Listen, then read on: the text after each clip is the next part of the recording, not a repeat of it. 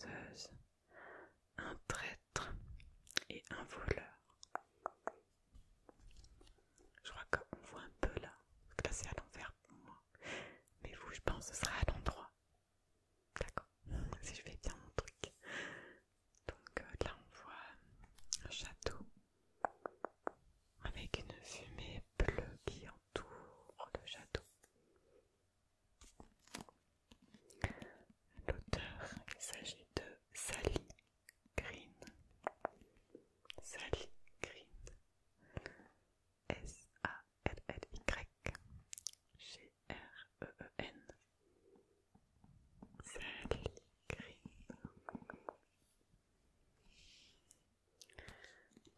Donc là, il s'agit du tome 1. Le tome 2, on fait des choses dans l'ordre. Le tome 2, il s'agit de celui-ci. De toute façon, c'est facile. Encore une fois, il y a les numéros sur la tranche.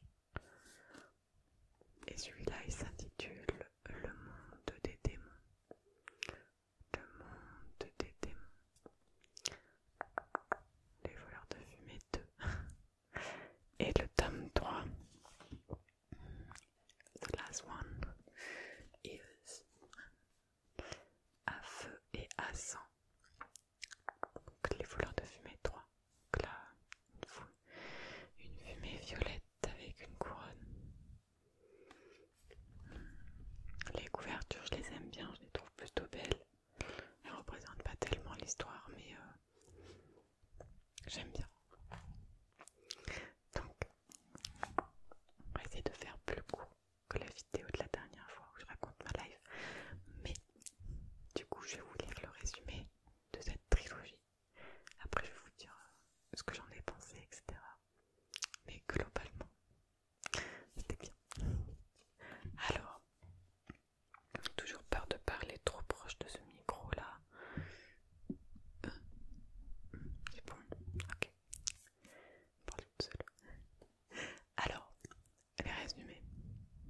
Le résumé est assez résumé quoi. Genre, ça dit rien du tout. Mais bon. Alors, une princesse visionnaire qui ne laissera personne lui dicter sa conduite. Un soldat idéaliste déchiré entre son cœur et ses devoirs.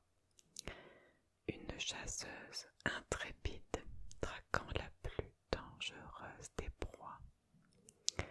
Un traître déterminé à venger le sang de son peuple. Et un voleur insaisissable qui multiplie les faux semblants. Un monde immense et magique au bord du chaos, dont la clé... Pardon, la meuf fait la route. Dont la clé se trouve peut-être au fond d'une bouteille de fumée. Donc ça, c'était le résumé de l'histoire du tome 1. On a deux petits, encore une fois, appréciations, commentaires. Donc, The Times, il a dit incroyablement ambitieux. Et Booklist, il a dit un trône de fer pour les ados. Je déteste ce commentaire parce que un trône de fer pour les ados, certes, c'est lisable. Ça veut dire c'est lisable par les ados. Mais déjà, pour une fois, j'ai acheté une trilogie qui était dans le rayon fantastique, normal, et pas dans le rayon des ados. Donc, ok. Et là, on me dit pour les ados, du coup, et après, un trône de fer, je comprends pourquoi il compare à ça, mais je trouve que c'est pas comparable. J'ai pas lu les Game of Thrones. Mais le monde est beaucoup plus développé, il y a beaucoup plus... Enfin, c'est peanuts à côté de cette histoire-là. Même si c'est hyper bien cherché et tout, mais bon. Pourquoi pas? Après, pourquoi pas? Et après, il y a un petit mot sur l'auteur. Né en 1961 dans le nord-ouest de l'Angleterre, Sally plusieurs emplois avant de se lancer dans l'écriture en 2010. Après la remarquable série Half-Bad, elle entame avec Les voleurs de fumée une nouvelle trilogie de fantasy qui l'inscrit dans les pas des plus grands. Alors, comme le dit le tome 1, donc je vais vous dire un peu plus de quoi ça parle si ça vous intéresse. Alors, là, sur la couverture, en fait, il y a 5 personnages et dans le résumé, on nous dit 5 trucs à propos de 5 personnages. Donc en fait, chaque chapitre est dédié un peu à un personnage. Je vais essayer de vous montrer. C'est bon, j'ai loupé. Ah voilà. Donc là, par exemple, il y a le premier chapitre qui commence sur Tash. Après, enfin voilà, il y a 5 personnages et chaque chapitre, on suit un personnage. Donc les personnages, il y en a 5. C'est Tash, Ambrose, Catherine, Aiden et Marge. Donc 2 filles et 3 hommes. 2 femmes et 3 hommes. Je dis filles parce que Tash elle a genre 12 ans. On va suivre l'histoire de ces 5 personnages là tout au long des 3 tomes. Là, dans le premier, en fait ces 5 personnages ont vraiment une histoire singulière et en fait les personnages ne se connaissent pas. Il n'y a que à la fin du tome 1 que leur chemin va se croiser, on s'en doute, mais voilà, sinon ils ont chacun vraiment leur objectif, leur personnalité, leur quête. Donc chacun a une mission précise. Pas forcément, mais tous en fait ils sont plus ou moins liés. Ce qui est sympa aussi dans ces livres-là, c'est qu'il y a une carte du monde dans lequel on va suivre parce que c'est vraiment important puisqu'il s'agit de guerre à un moment, enfin bref, de guerre d'invasion, etc. Donc c'est très bien d'avoir une carte pour pouvoir suivre. Donc là il y a la Pitorie, c'est un pays. Là il y a le Bréjant, c'en est un autre. Là il y en a un autre, c'est le Calidor, si je dis pas de bêtises. Donc là on se situe plus voilà, dans ces 3 grosses endroits là et là, ça sert vraiment à rien, genre c'est arbitraire, mais bref. Et aussi sur le plateau septentrional, non je vais pas dire de la bêtise, plateau septentrional, voilà c'est ça. Donc au début du livre, on retrouve les 5 personnages vraiment très dispatchés dans le monde. Il y en a un là, un là, un là, un là et tout. Et on suit chacune de leur histoire indépendamment. Et comme je vous disais, à la fin du tome 1, enfin au bout d'un moment, ils vont croiser le chemin. Donc de quoi ça parle sinon, parce que bon, ça en dit pas trop. Donc je vais essayer de vous en dire un peu plus sur cette trilogie, même si c'est super compliqué parce que j'ai trop du mal à résumer ça sans divaguer, etc. Donc je vais essayer de faire simple. Comme je vous ai déjà dit genre 15 fois, on va suivre 5 personnages. Donc Catherine, c'est une princesse, elle est la fille d'un roi très sanguinaire, le roi. Je sais pas à qui le comparer dans Game of Thrones, mais c'est un roi hyper méchant, aucune pitié. Genre quand il combat, quand il veut conquérir des terres, le gars il fait aucun prisonnier, il va tuer femmes, enfants, tout le monde. Enfin vraiment le mec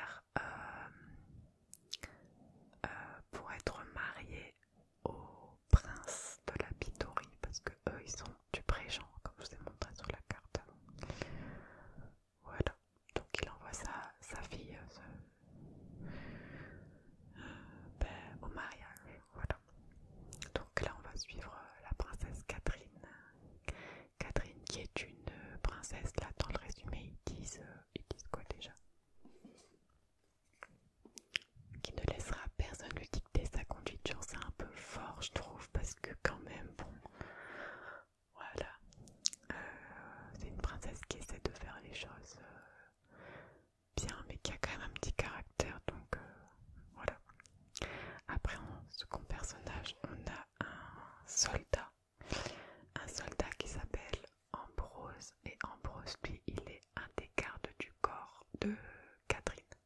Donc, je vous ai mis tout à l'heure, mais en fait, c'est les deux seuls personnages qui se connaissent dès le début, mais ils vont pas être tout le temps ensemble dans la trilogie. Hein. Ils ont chacun un peu aussi des choses à faire. Ambrose, du coup, c'est son garde du corps et c'est un peu genre son crush, d'accord.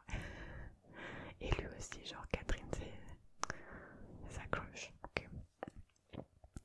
Bref, ensuite, il y a la chasseuse. La chasseuse, c'est Tash. Tash qui a genre 12-13 ans, je sais plus. Et Tash, en fait, c'est une chasseuse, mais de quoi en fait? C'est une chasseuse de démons. Et là, je vous spoil pas parce que c'est vraiment dans le premier chapitre.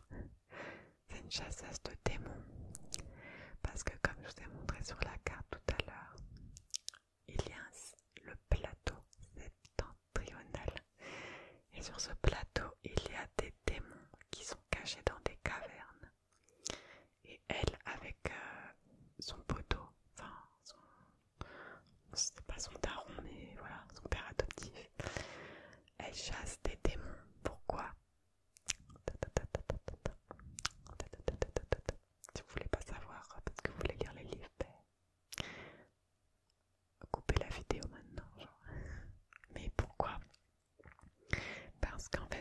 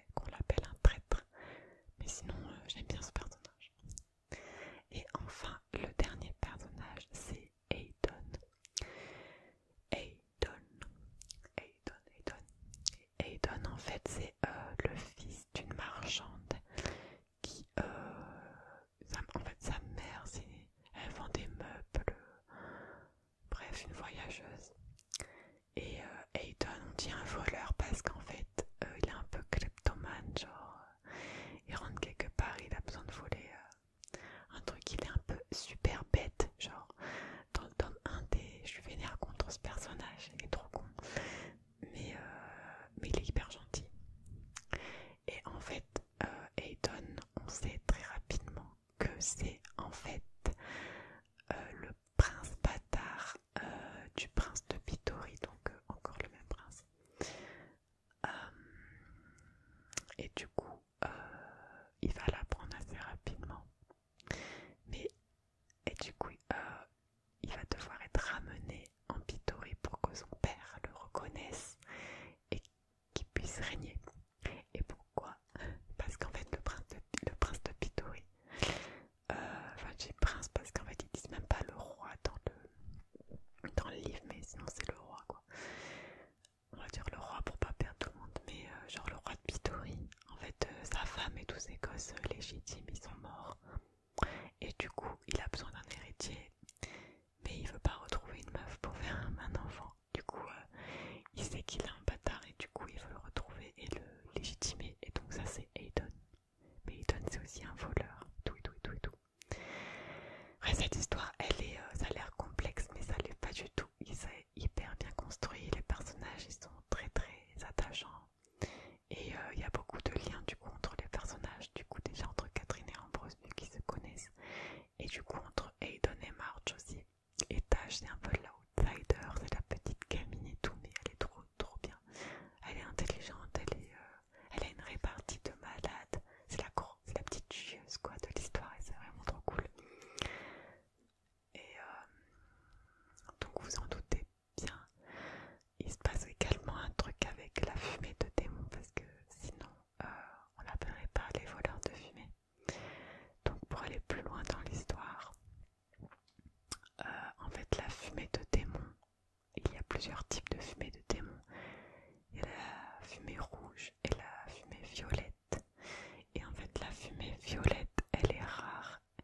Et en fait elle confère aux jeunes des forces surhumaines. En fait si un enfant ou une jeune personne inhale de la fumée violette, cela lui donne une force de malade. Genre, pas des super pouvoirs, mais une force spectaculaire et aussi des pouvoirs de guérison et de cicatrisation très élevés et importants. Et donc ça, les personnages ils vont s'en rendre compte dans le tome 1. Et du coup la guerre va tourner un peu autour de cette ressource-là, de la fumée violette. Il y a un roi qui va vouloir s'emparer de cette fumée pour pouvoir anéantir tout le monde facilement avec des armées d'adolescents. Grosso merdo, c'est ça l'histoire. J'en ai vraiment dit beaucoup, mais je ne voyais pas comment vous expliquer autrement. Mais j'adore. Mon avis sur cette saga, c'est vraiment, voilà, comme je disais, c'est bien construit. Le tome 1, c'est plus de la présentation du contexte parce que on suit les personnages, chacun dans leur life, ils se connaissent pas encore entre eux, ils interagissent pas encore beaucoup. Enfin, à part Catherine Ambrose, Marge, Aidon et Tash, elle est vraiment solo. Mais dans le tome 2, à partir du tome 2, ça commence vraiment à être chaud. Et le tome 3, c'est vraiment de la baston, des stratégies, des alliances ou pas. Et ouais, c'est cool. En plus, à la fin, il y a un petit épilogue pour savoir où sont les personnages plusieurs temps après la fin de la guerre et tout, et la fin. Et c'est vraiment chouette. Moi, j'ai bien aimé la fin, elle est cool. Voilà. Et j'ai conscience que je suis vraiment trop nulle pour raconter des histoires et tout. Parce que, en fait, si je veux spoiler rien du tout pour les gens qui veulent lire ou qui sont en train de lire ça ou machin, mais en fait, je peux rien dire du tout. Genre, je voulais juste le résumer, voilà, parce que moi, j'ai adoré découvrir le livre directement en le lisant, sans toutes les infos que je vous ai données, parce que le découvrir petit à petit, genre surtout sur la fumée, etc., machin, c'est vraiment cool parce que c'est quand même l'intrigue un peu.